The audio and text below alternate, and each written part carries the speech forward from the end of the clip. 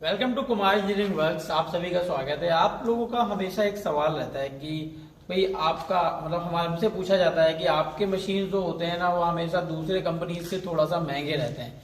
तो हाँ, ये हम भी एग्री करते हैं कि हमारे मशीन जो है ना दूसरे सारी कंपनियों से कुछ इस मतलब जो कैटेगरी में हम बात कर रहे हैं तो हो सकता है महंगे रहते हो। और उसका कारण मैं आज आपको थोड़ा सा क्लियर करूंगा और हम उन प्राइस को फिर जस्टिफाई भी करते हैं। जितना भी हम मान लीजिए उनसे कुछ प्राइस हमारा थोड़ा ज्यादा है तो वो हम प्राइस कैसे जस्टिफाई करेंगे वो मैं आपको बताता हूँ। बहुत छोटी छोटी चीजें होती हैं। देखिए होता क्या है कि सबसे पहले मैं ये बता दूं, मैं स्पेशली इसी मशीन में आपको आया हूँ। ये इस मशीन में हमें बहुत कंपटीशन फेस करना पड़ता है। उसका कारण ये होता है कि इसमें जो टाटा का 4 सिलेंडर इंजन लगाया गया है वो रिन्यूड है। मतलब ये पुराना इंजन होता है, इसका कोई भाव एग्जैक्ट नहीं होता कि मार्केट में कितने का है। क्वालिटी के हिसाब से और कंडीशन के हिसाब से उसका प्राइस ऊपर नीचे होता है। तो इस ये भी एक फैक्टर है प्राइस को ऊपर नीचे करने का। दूसरा जो फैक्टर है जो मैं बताऊंगा कि कई बार हमें ये फेस करना पड़ता है ना कि आप 4 सिलेंडर का मशीन वो फलाना कंपनी इतने में दे रहा है, आपका 4 सिलेंडर का मशीन इतने में है। तो केवल इंजन से अगर आप मशीन को कंपैरिजन करने जाओगे तो ऑब्वियसली आप बहुत बड़ा डिफरेंस पाओगे। अब होता क्या है, मैं दूसरा अंतर आपको और बताता हूँ कि ये जो हम चेसिस बनाते हैं, ये चेसिस जो हम बनाते हैं स्क्वायर पाइप में, मतलब ये पाइप है ना। चैनल पे भी बनता है, पाइप पे भी बनता है। तो ये पाइप में ज्यादा मजबूत रहता है, ठीक है। तो चारों साइड इसमें कवर हो जाती है। तो ये पाइप ऑब्वियसली चैनल के कंपैरिजन में पाइप ज्यादा बेटर है मेरे हिसाब से। तो इसलिए हम उसको इस तरह से तैयार करते हैं। ये छोटी छोटी चीजें हैं, आप हो सकता है नोटिस नहीं करो, इसलिए मैं उनको एक्सप्लेन करने की कोशिश कर रहा हूँ। और एक चीज और मैं देखो, वाटर आउटपुट में आप नोटिस करोगे दूसरी मशीन्स में आप किसी में भी, हालांकि ये बहुत छोटी चीज है लेकिन आपको नोटिस में अब डिफरेंसेस की बात आ रही है इसलिए मैं बता रहा हूँ। ये जो कॉर्नर है हमने इसमें एल्बो दिए हुए हैं तो ये कॉर्नर जो है राउंड हो जाते हैं। तो और राउंड के बाद फिर हमने इसको जो आउटपुट है वो रिड्यूस किया है। तो क्या है, वाटर प्रेशर इसका ऐसे करने का पर्पस ये होता है कि जो वाटर प्रेशर है वो रिड्यूस नहीं होना चाहिए। तो आप कई मशीनों में देखोगे कि सीधे वो ये एल्बो तो लगाते ही नहीं है और सीधे 3 इंच से 1.5 इंच का रिड्यूसर लगा देते हैं। रिड्यूसर क्या, सीधा पाइप लगा देते हैं, ठीक है। तो क्या होता है कि वाटर प्रेशर, वाटर पंप तो 3x3 का है, मतलब आउटपुट उसका 3 इंच का वाटर प्रेशर देने का है। लेकिन जब उसके बाद यहां पर जो आउटपुट पाइप लगा है वो 2 इंच का लगा है, या इवन 2 इंच का भी नहीं होता, वो 1.5 इंच का होता है। तो आप समझिए कि वाटर प्रेशर कैसे मेंटेन रहेगा। हमने क्या किया है, इसको हमने यहां पर जो आउटपुट निकाला है वो 3 का ही निकाला है, फिर उसको हमने 2.5 इंच के एल्बो पे डाला हुआ है, फिर उसके बाद हमने 2 इंच का यहाँ पर निपुल लगाया गया है जहां पर बॉल वॉल्व लगेंगे। तो ऐसे क्या है, वाटर प्रेशर जो है मेंटेन रहता है। और एक हाँ, इसी बीच में चलिए, ये तो आपकी कंप्लेन और बात हो गई। यहाँ पर एक ये हमने सुधार भी किया है, तो मैं आपको बता दूं ये सुधार पहले के जो पहले यहाँ पर ग्लैंड पाइप में प्लेट लगती थी वो थोड़ा सा उसमें प्रॉब्लम आ रहा था। आप लोगों की शिकायतें थी कि यहाँ से पानी लीकेज जल्दी हो जाता है, तो उसमें हमने थोड़ा सुधार किया है। ग्लैंड हालांकि अभी भी यहाँ भरा जाना है। और यहाँ पर आप ग्लैंड डोरी भरने का जरूर याद रखें, कोई भी मशीन आप चला रहे हो ग्लैंड डोरी जरूर भरें। इसको हमने और थोड़ा सा सुधार इसमें किया है तो ये ज्यादा सस्टेनेबल और जो है इफिशियंट है, ज्यादा समय तक आपका काम करेगा और लीकेज देर में आएगा। जब लीकेज आए तो यहाँ पर आप ये प्लेट निकाल के यहाँ पर ग्लैंड जो है डोरी के जो रिंग्स हैं वो बना के यहाँ पर डाल सकते हैं और फिर से इसको टाइट कर सकते हैं। बाकी चीजें तो मैं आपको काफी कुछ एक्सप्लेन कर चुका हूँ। इस पाइप के बारे में मैं एक्सप्लेन आपको कर चुका हूँ कि पहले हम जो पाइप लगाते थे वो उतना इफिशियंट नहीं था, उतना परफेक्ट नहीं था, बहुत जल्दी टूट जाता था या खराब हो जाता था, लीकेज की प्रॉब्लम रहती थी।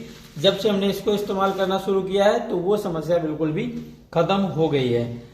तो और एक चीज मैं छोटी चीज आपको बताऊंगा कि ये जैक लॉक हमने इस्तेमाल करना शुरू किया है। ये तो हम काफी दिनों से लगा रहे हैं लेकिन मैं चेंज की बात कर रहा हूँ कि जब भी आप मशीन को आप किसी का कोटेशन ले रहे हैं तो उसको चेक करें कि उसमें क्या क्या चीजें हैं।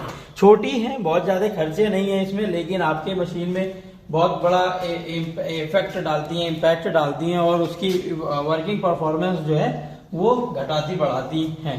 तो ये जैक लॉक से मशीन स्टेबल रहती है और वाइब्रेशन नहीं करती है। तो ये चीजें हो गई। और वेट का, वेट तो एक कॉमन चीज है कि वेट का तो डिफरेंस हमारा रहेगा ही रहेगा मशीन में। टायर को भी आप एक बार चेक कर सकते हो, ठीक है। हम जेके टायर हमने लगाया हुआ है तो और कब क्या टायर लग रहे हैं, ये सब चीजें छोटी छोटी हैं, बहुत बड़ी नहीं है। 1000, 2000 या 500 या 1500 रुपए के खर्चे वाली चीज़ें हैं। लेकिन ऐसी ऐसी करके अगर आपकी 10 से 15 25 चीज़ें हो गई तो क्या हो जाएगा, बहुत सारी चीज़ों का आ जाएगा डिफरेंस। ये रेडिएटर जैसे हैं, हम जो वाटर रेडिएटर हैं वो ब्रांड न्यू करके, भले इंजन पुराना है लेकिन रेडिएटर हम उसमें नया लगाते हैं तो इसमें दोगुने का डिफरेंस हो जाता है। ये रेडिएटर, ये मान लीजिए पुराने अगर स्क्रैप में आप वेंडर से खरीद लेते हैं किसी से, तो ये आपको आधे दामों में मिल जाता है, हम नया लगा देते हैं। तो ये छोटी छोटी चीज़ें हैं जो फ़र्क डालते हैं। जैसे बैटरी हम यूज़ करते हैं तो हम ब्रांडेड कंपनीज की बैटरी यूज़ करते हैं। तो यही छोटे छोटे फ़र्क हैं, छोटे छोटे चीज़ें हैं जिनमें लोग फ़र्क डाल सकते हैं। कोई आपको अपनी जेब से देखिए मशीन बना के नहीं देगा, ऐसे ही कहीं ना कहीं कटौती होगी, उनसे फ़र्क आएगा। ये पाइप का PSI आप चेक करवाइए कि पाइप का कितना PSI का पाइप लगाया हुआ है। हमने जो ये लगाया हुआ है लगभग 3200 PSI के पाइप लगाए हुए हैं, और जो जैक में पाइप लगता है वो लगभग 7000 PSI का पाइप लगा होगा। ठीक है, तो ये चीज़ें आपको देखना है। और जब भी आप मशीन का कोटेशन मांगे, किसी भी कंपैरिजन करना है ना, तो आप रिटर्न में सारी चीज़ लें। कोटेशन मांगे उसमें सारी चीज़ को डिमांड करें कि हमको आप हाइड्रोलिक पंप का जो है वो प्रेशर बताइए, हाइड्रोलिक पंप का जो आउटपुट है वो कितना है, हाइड्रोलिक जो मोटर यूज किया गया है किस कंपनी का यूज किया गया है और वो कौन सा मॉडल है, कौन सा सीरीज है, हाइड्रोलिक प्रेशर पाइप जो लगे हैं वो उनका क्या मॉडल है, क्या सीरीज है। ये छोटी छोटी चीजें हैं जिनमें आपको फर्क देखने को मिलेगा, और इन्हीं से मशीन के प्राइसिंग का फर्क आता है। और उसके मोस्ट इंपॉर्टेंट चीज जो मैं मानता हूं वो होता है सर्विस आफ्टर सेल्स।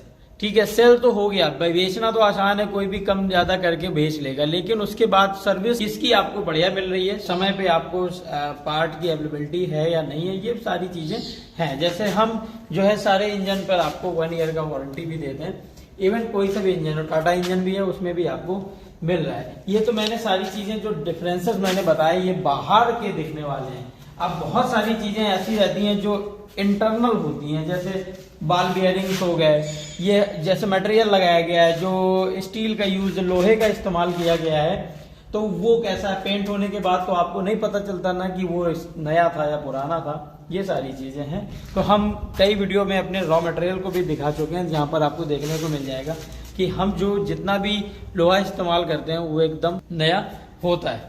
तो यही चीजें, यही फर्क डालती हैं, और इसीलिए मैंने सोचा कि इसको मैं थोड़ा सा एक्सप्लेन करना जरूरी था। ये हमें हर बार हर कस्टमर को ये बात बोलनी पड़ती थी।